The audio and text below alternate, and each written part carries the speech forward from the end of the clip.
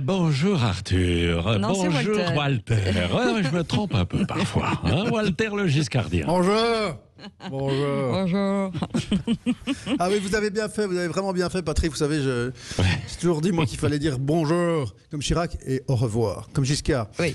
Et vous savez, je m'étais dit, j'étais un peu embêté ce matin, je ne vais pas vous mentir, je m'étais dit la semaine dernière, moi j'aime le foot, je fais ce que je veux, et je vais donc évoquer la mémoire de Maradona, et évidemment comme tout le monde j'ai appris la mort de Valéry Giscard d'Estaing, et vous savez quoi, je me suis dit, et j'espère que ça va marcher, je me suis dit ne soyons pas sinistres, parce que voilà deux hommes qui ont eu une belle vie quand même, l'air de rien, bon l'un plus long que l'autre, mais Maradona et Giscard, ils avaient l'air de rien un petit côté hédoniste, même si c'était plus évident chez l'un que chez l'autre, c'était quand même des mecs, des jouisseurs, et en regardant leur vie j'ai pas envie de pleurer. Je suis même un petit peu jaloux, surtout de Maradona. Je veux dire, si Ah, Walter, on vous a perdu.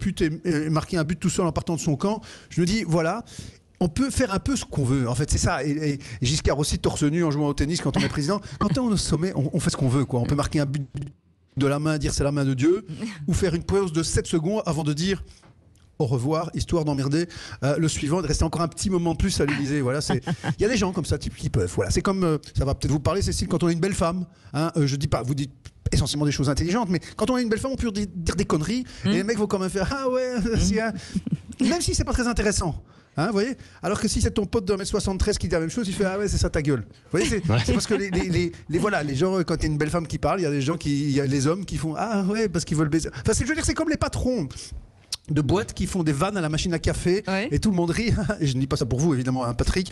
On n'a pas de machine à café. Et je peux vous dire si les boss en question viennent sur scène devant des gens dont la carrière dépend pas d'eux, je suis pas sûr qu'ils vont entendre rire. C'est une scène ouverte, t'es patron, voilà. En fait, plus on a du pouvoir, plus on peut dire ce qu'on veut, quoi. C'est ça. Oui. Exactement, ou alors il faut être utile. Vous vous souvenez Parce qu'il y en a qui se souviennent de Sibeth Ndiaye, la dame qui était porte-parole du gouvernement et qui a un jour dit je suis comme saint Thomas d'Aquin, je crois ce que je vois. Donc il avait confondu l'apôtre Thomas qui était vers l'an 0, enfin on s'en fout, voilà, et Thomas d'Aquin qui lui vivait vers l'an 1200. Macron il est pas con, il l'avait nommé pour choper des voix chez les femmes et chez les noirs, parce que 1200 ans d'écart, je pense qu'il sait ce que c'est vu que c'est la différence d'âge entre lui et sa femme. Non, Walter, voilà. non, pour ceux qui ne savent pas. Non et non. On dit ce qu'on veut. Je dis ce que je veux. Vous n'êtes pas président, vous n'avez pas le droit. Oui, mais je suis loin. Pour ceux qui ne savent pas, alors justement, Saint Thomas, c'est la chose la plus connue de la ville d'Aquin, justement, parce qu'on parlait de Saint Thomas d'Aquin. Il y a 3 trucs qui sont connus à Aquin. Sa cathédrale, évidemment, son Saint Thomas et son lit à balles. Le lit à balles d'Aquin. Voilà. Vous voyez, moi aussi, je peux, de temps en temps. C'est nul. Ouais, bravo. Ouais, pas mal. Ce que je veux dire, c'est que quand on est au top, vous voyez, et je ne parle pas pour moi, on a une impunité. Je parle de Maradona.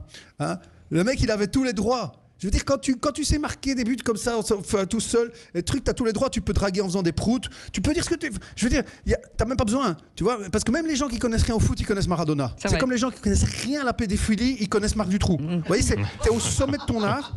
Je veux dire, non, mais je dis ça parce que il y a des gens qui disent, ouais, moi je connais rien, le foot, même la règle du hors-jeu. Alors pour ceux qui disent ça, je fais une petite parenthèse, pour ceux qui disent ça, je comprends rien à la règle du hors-jeu. Si j'étais vous, je ne m'en vanterais pas. Parce que, encore une fois, moi, je fais ce que je veux. Je suis allé voir des matchs au stade.